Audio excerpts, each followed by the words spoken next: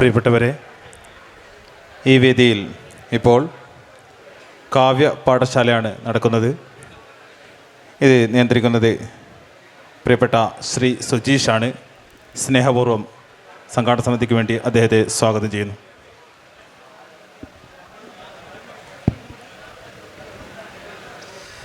സുഹൃത്തുക്കളെ, നമ്മുടെ ഈ ടോപ്പിക്ക് വാസ്തവത്തിൽ നമ്മുടെ ഇങ്ങനെയൊരു ഓഡിയൻസിൻ്റെ മുമ്പിൽ നിന്ന് പ്രസൻറ്റ് ചെയ്യാൻ പറ്റുന്ന ഒന്നല്ല. ഒന്നാമത്തെ കാര്യം, അതിൻ്റെ വിഷയം എന്ന് പറയുന്നത് കാവ്യ പാഠശാലയാണ്. യഥാർത്ഥത്തിൽ അതൊരു വർക്ക്ഷോപ്പ് മോഡലിലൊക്കെ നമ്മൾ സംഘടിപ്പിക്കേണ്ട ഒരു പ്രോഗ്രാമാണ്. പക്ഷെ നമ്മൾ പൊതുവെ ചിന്തിക്കുമ്പം കവിത എഴുതാൻ പഠിക്കാൻ പറ്റുമോ എന്നതൊരു എക്കാലവും നിലനിൽക്കുന്നൊരു ചോദ്യമാണ്. കവികൾ അതിനെ പല രീതിയിൽ അഡ്രസ്സ് ചെയ്തിട്ടുണ്ട്. ആ രീതിയിൽ തന്നെ വായനക്കാർക്കും പലപ്പോഴും കൗതുകം തോന്നുന്ന ഒരു കാര്യമാണ് കവിത എഴുതാൻ പഠിക്കുന്നു. കാരണം ഇതിൻ്റെ ഒരു അടിസ്ഥാനപരമായൊരു ധാരണ എന്ന് പറയുന്നത് കവിത എന്ന് പറയുന്ന, അല്ലെങ്കിൽ കവിത മാത്രമല്ല എല്ലാതരം സാഹിത്യ സൃഷ്ടികളും എന്തോ ഒരു ജന്മസിദ്ധമായൊരു കഴിവാണ്, അതല്ലെങ്കിൽ ദൈവികമായൊരു കഴിവാണെന്നൊരു ധാരണ പരമ്പരാഗതമായി നമ്മുടെ പലരുടെയും ഉള്ളിൽ ഉറച്ചു നിൽക്കുന്നൊരു കാര്യമാണ്. അപ്പോൾ ഈ ഒരു കാര്യത്തെ അഡ്രസ്സ് ചെയ്യാതെ കാവ്യ പാഠശാല എന്ന് പറയുന്ന ഒരു വിഷയത്തെ നമുക്ക് അഡ്രസ്സ് ചെയ്യാൻ പറ്റില്ല. കാരണം ഇതൊരു വളരെ പ്രധാനപ്പെട്ട കാര്യമാണ്. ഇത്തരം തോന്നലുകളെ മാറ്റിക്കൊണ്ട് മാത്രമാണ് നമുക്ക് കവിത എഴുതാൻ പഠിക്കാൻ പറ്റുമോ എന്നൊരു കാര്യത്തെ സംബോധന ചെയ്യാൻ സാധിക്കുകയുള്ളൂ. അപ്പോൾ ഇതിലേക്ക് വരുമ്പം, ഈ കവിത എഴുതുക എന്ന് പറയുന്ന ഒരു പ്രക്രിയയിലേക്ക് വരുമ്പം നമ്മൾ ആദ്യം മനസ്സിലാക്കേണ്ട ഒരു കാര്യം എന്ന് പറയുന്നത്, ഇതൊരു ജന്മസിദ്ധമായൊരു കഴിവാണോ? ഒരാൾക്ക് അയാളുടെ ചെറുപ്പകാലം മുതൽ ഏതെങ്കിലും രീതിയിൽ ഒരു ശേഷിയായി ആർജിക്കപ്പെട്ട ഒരു കാര്യമാണോ കവിത എഴുത്തെന്ന് പറയുന്ന കാര്യമാണ്. ഈ അടുത്ത കാലത്ത് നടന്നിരിക്കുന്ന പല പഠനങ്ങൾ, പ്രത്യേകിച്ച് ന്യൂറോ സയൻസുമായി ബന്ധപ്പെട്ട പഠനങ്ങൾ, നമുക്കറിയാം ഇന്ന് ഏറ്റവും അഡ്വാൻസ്ഡായ രീതിയിൽ വലിയ മാറ്റങ്ങൾ വന്നുകൊണ്ടിരിക്കുന്ന ഒരു ഏരിയ എന്ന് പറയുന്നത് ന്യൂറോ സയൻസിലാണ്. നമ്മൾ മുമ്പ് സൈക്കോളജി പറയുമായിരുന്നു, സൈക്കാട്രി പറയുമായിരുന്നു. പക്ഷേ ഇതിൻ്റെ എല്ലാം കുറേ കൂടി ശാസ്ത്രീയമായ വിശകലനങ്ങൾ ന്യൂറോ സയൻസിൽ നടക്കുന്നുണ്ട്. ഇപ്പം ന്യൂറോ സയൻസ് പറയുന്നത് ഈ ഒരു കാര്യത്തെപ്പറ്റി, ന്യൂറോ സയൻസിലെ പല പഠനങ്ങളും റിവീൽ ചെയ്യുന്ന ഒരു കാര്യം എന്ന് പറയുന്നത്, കവിത എഴുതാനുള്ളൊരു ശേഷി എന്ന് പറയുന്നത് ജന്മസിദ്ധമാണെന്ന് പറയാൻ പറ്റില്ല. മറിച്ച് നമുക്ക് കുട്ടിക്കാലം മുതലേ നമുക്ക് ചില ശീലങ്ങളുണ്ടായിരിക്കാം. ആ ശീലങ്ങളിൽ ഒന്നെന്ന് പറയുന്നത് ചിലപ്പോൾ നമുക്ക് ഓരോ കാര്യങ്ങളെയും വളരെ സൂക്ഷ്മമായി ഒബ്സർവ് ചെയ്യാനുള്ള ഒരു സ്കില്ല് നമുക്കുണ്ടായിരിക്കാം. അത് നമ്മുടെ സ്വഭാവത്തിൻ്റെ ഭാഗമായിരിക്കും, സ്വഭാവത്തിൻ്റെ ഭാഗമായിട്ട് രൂപപ്പെടുന്ന ഒരു കാര്യമായിരിക്കും. അതല്ലെങ്കിൽ ഒരു കാര്യത്തെ നമുക്ക് വേറിട്ട രീതിയിൽ നോക്കിക്കാണാൻ പറ്റുന്നൊരു ശേഷി ഉണ്ടായിരിക്കാം. ഇതെല്ലാം നമുക്ക് നമ്മുടെ ഒരു കുട്ടികളെയൊക്കെ നിരീക്ഷിക്കുമ്പോൾ നമുക്ക് വ്യക്തമായി മനസ്സിലാകുന്നൊരു കാര്യമാണ്. ചില കുട്ടികൾക്ക് ഇത്തരം ശേഷികൾ അവർ സവിശേഷ രീതിയിൽ ഇതിൻ്റെ ചില ലക്ഷണങ്ങളൊക്കെ പ്രകടിപ്പിക്കും. അപ്പോൾ ഇത്തരം ലക്ഷണങ്ങൾ ശരിക്കും പറഞ്ഞു കഴിഞ്ഞാൽ ഒരാളെ കവിയാക്കുന്നതിൽ ഏറ്റവും പ്രധാനപ്പെട്ട കാര്യമാണ്. അതായത് ആദ്യത്തെ കാര്യം എന്ന് പറയുന്നത് വളരെ സൂക്ഷ്മമായ കാര്യങ്ങളെ നിരീക്ഷിക്കാൻ പറ്റുക എന്നുള്ള കാര്യം. അടുത്ത കാര്യമെന്ന് പറയുന്നത് വേറിട്ട രീതിയിൽ കാര്യങ്ങളെ നോക്കിക്കാണാൻ സാധിക്കുന്നുണ്ടോ. കാരണം ഒരാൾക്കൊരു മൗലിക സ്വരമായി മാറണമെങ്കിൽ ഇത് വളരെ പ്രധാനപ്പെട്ടൊരു കാര്യമാണ്. ഈ രണ്ട് കാര്യങ്ങളും നമുക്ക് കുട്ടികളിലൊക്കെ കണ്ട് ശീലിക്കാം. എന്നാൽ എല്ലാ കുട്ടികളും കവിത എഴുതാറുണ്ടോ, അല്ലെങ്കിൽ സാഹിത്യ സൃഷ്ടികളിൽ ഏർപ്പെടാറുണ്ടോ, അല്ലെങ്കിൽ ഏത് തരത്തിലുള്ള ഒരു കലാകൃത്തായി മാറാനോ സാധ്യതയുണ്ടോ നോക്കിക്കഴിഞ്ഞാൽ ആരും ആവാറില്ല. അപ്പോൾ എങ്ങനെയുള്ളവരാണ് കവിത എഴുതി തുടങ്ങുന്നത് എന്ന രീതിയിലേക്കാണ് പിന്നീട് നമ്മൾ ചിന്തിക്കേണ്ടി വരുന്നത്. അപ്പോൾ ഈ പറയുന്ന കാര്യത്തിൽ ഇത്തരം ശേഷികൾ കുട്ടിക്കാലത്ത് പ്രകടിപ്പിക്കുന്ന എല്ലാവരും കവികളാകുന്നില്ല. ഇനി ഇത്തരം ശേഷികൾ കുട്ടിക്കാലത്ത് പ്രകടിപ്പിക്കാത്ത ആളുകൾ പോലും മഹത്തായ കവിതകൾ എഴുതിയിട്ടുമുണ്ട്. അപ്പോൾ ഈ രീതിയിൽ ചിന്തിക്കുമ്പോഴാണ് കവിത നമുക്ക് പഠിച്ചെടുക്കാൻ പറ്റുന്നൊരു കാര്യമാണെന്നൊരു തോന്നൽ നമുക്ക് ഉറപ്പിക്കാൻ പറ്റുന്നത്.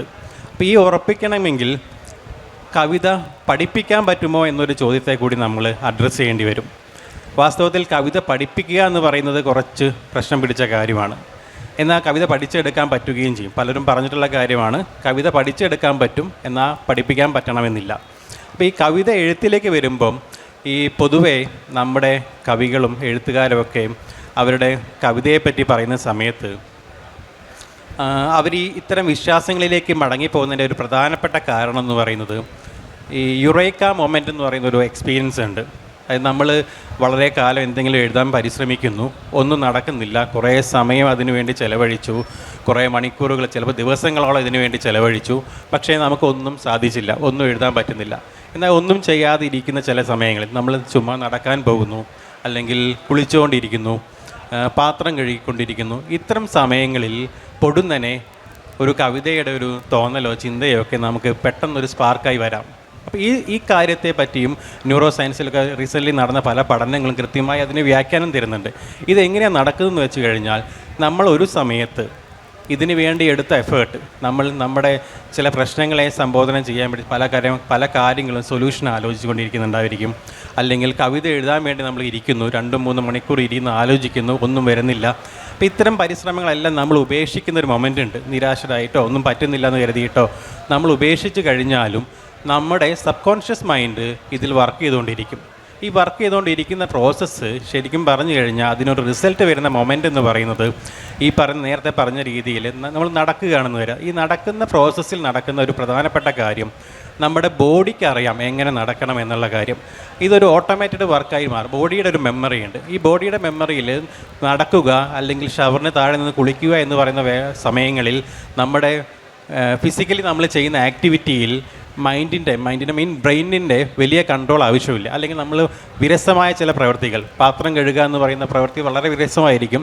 ഇത്തരം പ്രവൃത്തികൾ ചെയ്യുന്ന സമയത്ത് വാസ്തവത്തിൽ നമ്മുടെ ബ്രെയിനിന് കൃത്യമായി ഇൻവോൾവ് ചെയ്യേണ്ടി വരുന്നില്ല. ആ സമയത്താണ് നമ്മൾ വളരെ അലസമെന്ന് നമ്മൾ കരുതുന്ന തരത്തിൽ ചിന്തകൾ ഇങ്ങനെ വ്യാപരിച്ചു കൊണ്ടിരിക്കും.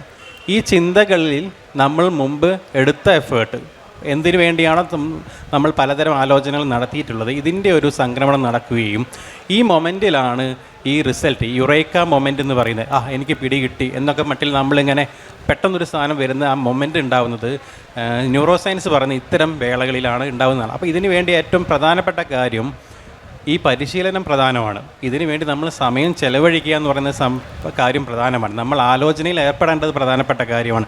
കവിത എഴുതാനിരിക്കേണ്ടത് പ്രധാനപ്പെട്ട കാര്യമാണ്. പക്ഷേ റിസൾട്ട് അപ്പം കിട്ടണമെന്നില്ല, മറ്റൊരിക്കലായിരിക്കും റിസൾട്ട് കിട്ടുക. അതുകൊണ്ട് തന്നെ ഇതൊരു കൃത്യമായ രീതിയിൽ പ്രാക്ടീസ് വേണ്ട ഒരു പ്രവൃത്തിയാണ് കവിത എഴുത്തെന്ന് പറയുന്നത്. ഇനി ഇതൊന്നും അല്ലാത്ത വേറൊരു ചിന്തയുണ്ട്. ചില കവികൾ പൊതുവെ പറയുന്നതാണ് ഈ വൈകാരികമായ തള്ളിച്ചയാണ് അവർക്ക് കവിതയായി വരുന്നതെന്ന്. ഇത് വളരെ കാൽപ്പനികമായൊരു സങ്കല്പമാണ്. നമ്മുടെ റൊമാൻറ്റിക് കവികളിലെല്ലാം ഉണ്ടായിരുന്ന ഒരു സങ്കല്പം ഇത് തന്നെയാണ്. വളരെ വൈകാരികമായ നിമിഷത്തെ അതേപടി ആവിഷ്കരിക്കുമ്പോഴാണ് മഹത്തായ കലയുണ്ടാവുന്ന മട്ടിൽ സങ്കല്പം, അത്തരം സങ്കല്പങ്ങൾ കൊണ്ടുനടക്കുന്ന കവികൾ ഇന്നും ധാരാളമുണ്ട്. എന്നാൽ ഇത് വളരെ കാലം മുമ്പേ T.S. എലീറ്റിനെ പോലുള്ള ആളുകൾ ട്രഡീഷണൽ ആൻഡ് ഇൻഡിവിജ്വൽ ടാലൻറ്റ് പോലുള്ള എക്സസൈസ് ഒക്കെ എഴുതിയിട്ട് ഇതിനെ ഖണ്ഡിച്ചിട്ടൊക്കെ ഉണ്ട്. പല രീതിയിൽ ഇതിനെപ്പറ്റി ഇത് എങ്ങനെയാണ് നടക്കുന്നതെന്നുള്ള കാര്യമൊക്കെ പ്രോസസ്സ് കൃത്യമായി പറഞ്ഞിട്ടുണ്ട്. എങ്കിൽ പോലും ഇപ്പോഴും അത്തരം വിശ്വാസങ്ങൾ കൊണ്ടു നടക്കുന്ന ആളുകൾ ധാരാളമുണ്ട്. പക്ഷേ ഇതൊരു മോശം കാര്യമല്ല. നിങ്ങൾക്ക് വളരെ വൈകാരികമായി നിങ്ങളെ ബാധിക്കുന്ന ഒരു കാര്യത്തെ അതേപടി എഴുതുക എന്ന് പറയുന്ന ഒരു മോശം കാര്യമൊന്നുമല്ല. പക്ഷേ നിങ്ങൾക്കതിനെ ഒരു പുതിയ ഒന്നാക്കി മാറ്റണമെങ്കിൽ, കൃത്യമായി പറഞ്ഞു കഴിഞ്ഞാൽ നിങ്ങൾക്കൊരു മൗലിക സ്വരമായി മാറണമെങ്കിൽ വളരെ കൃത്യമായി നിങ്ങളുടെ ബോധപൂർവമായ ഇൻവോൾവ്മെൻറ്റ് അതിൽ ആവശ്യമായി വരുന്നുണ്ട്.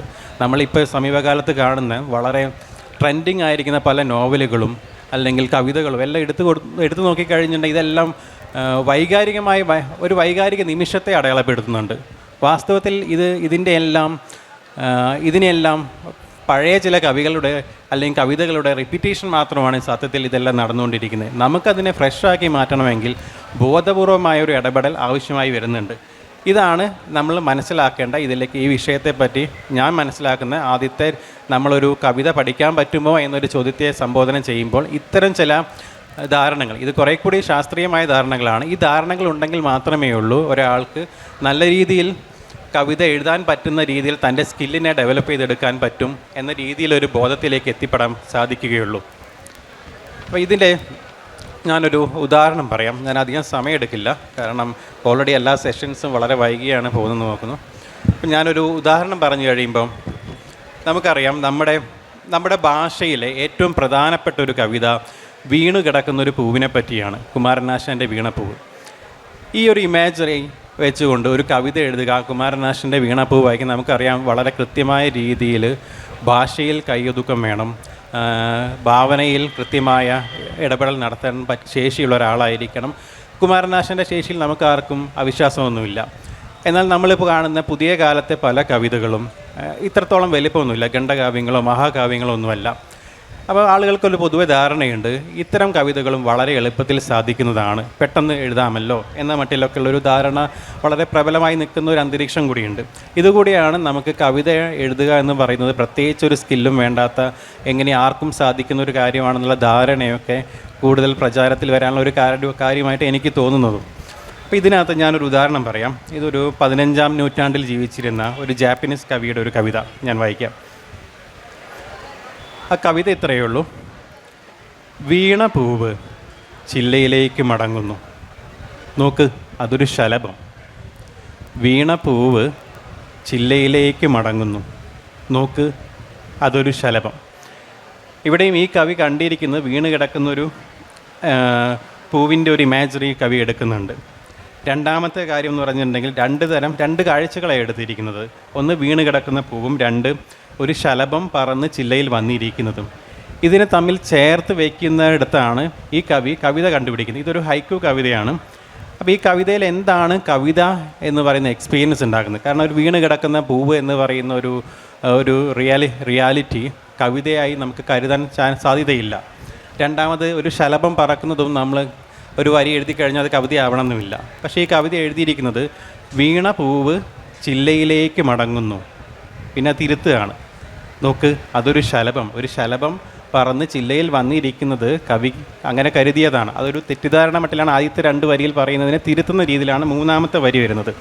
അപ്പോൾ ഈ 3 വരി കൊണ്ട് വാസ്തവത്തിൽ ഒരു റിയാലിറ്റിയെ, 2 സന്ദർഭങ്ങളെ ചേർത്ത് വെച്ചുകൊണ്ട് അദ്ദേഹത്തിൻ്റെ ഭാവനയെ ഉപയോഗിക്കുകയാണ് ചെയ്തിരിക്കുന്നത്.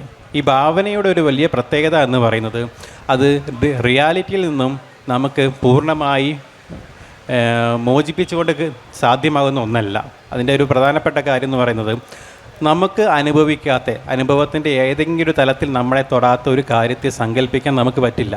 നമുക്കൊരിക്കലും നമ്മൾ ഇന്നേ വരെ കാണാത്ത ഒരു നിറം സങ്കല്പിക്കാൻ പറഞ്ഞാൽ സാധിക്കില്ല. കാരണം നമുക്ക് കണ്ട നിറങ്ങളെ ബേസ് ചെയ്തുകൊണ്ടുള്ള ഒരു നിറം സങ്കല്പിക്കാൻ മാത്രമേ പറ്റുകയുള്ളൂ. അപ്പം മനുഷ്യൻ്റെ ഭാവനയ്ക്ക് ഇത്തരം പരിമിതികളുണ്ട്.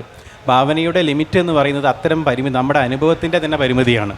അപ്പോൾ ഇത്തരം 2 സന്ദർഭങ്ങളെ പക്ഷേ വളരെ ബ്രില്യൻ്റായി ചേർത്ത് വെച്ച് കഴിയുമ്പോൾ വേറൊരു കവിതയാവുകയാണ്. അപ്പോൾ ഈ കവിതയിൽ ആദ്യത്തെ 2 വരിയിൽ പറയുന്ന ഒരു കാര്യം, അതായത് വീണ പൂവ് ചില്ലയിലേക്ക് മടങ്ങുന്നു, വളരെ കുറച്ച് കൗതുകം തോന്നുന്ന ഒരു സറിയലാണെന്ന് തോന്നുന്ന ഒരു ഇമാജിനറിയാണത് നമുക്ക് തോന്നുന്നു.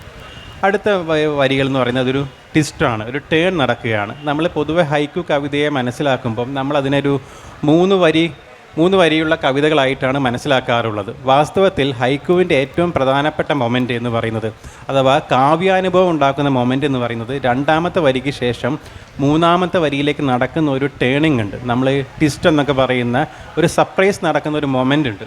ഈ മൊമെൻ്റാണ് ഹൈക്കു കവിതയാക്കി മാറ്റുന്നത്.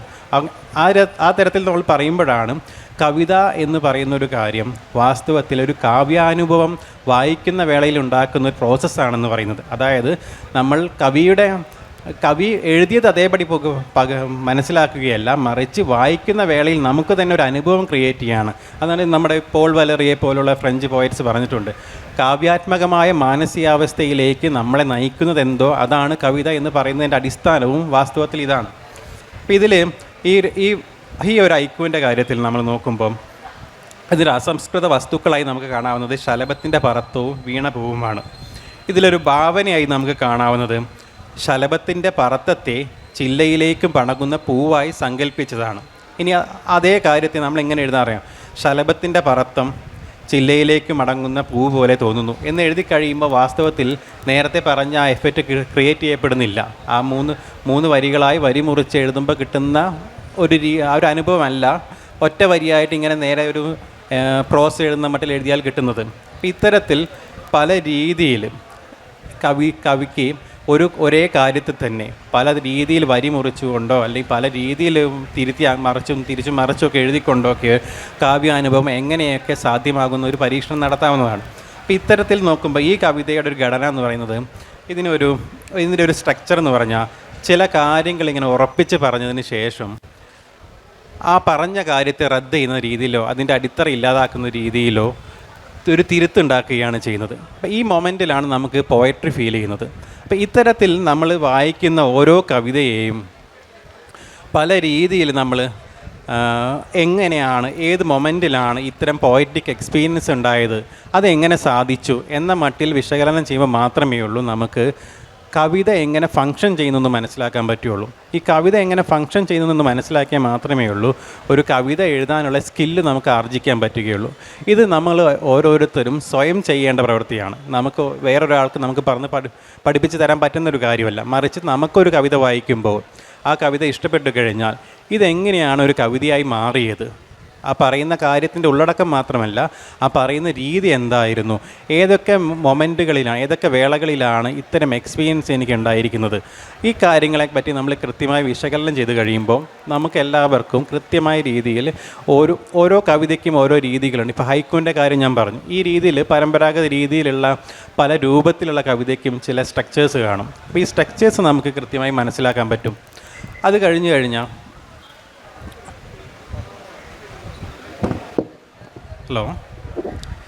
ഇത് കഴിഞ്ഞു കഴിഞ്ഞാലാണ് നമുക്ക് നമ്മൾ എഴുതുന്ന കവിത അത് പരമ്പരാഗത രീതിയിൽ, ഇപ്പം നമ്മളൊരു ഹൈക്കു എഴുതുന്നു.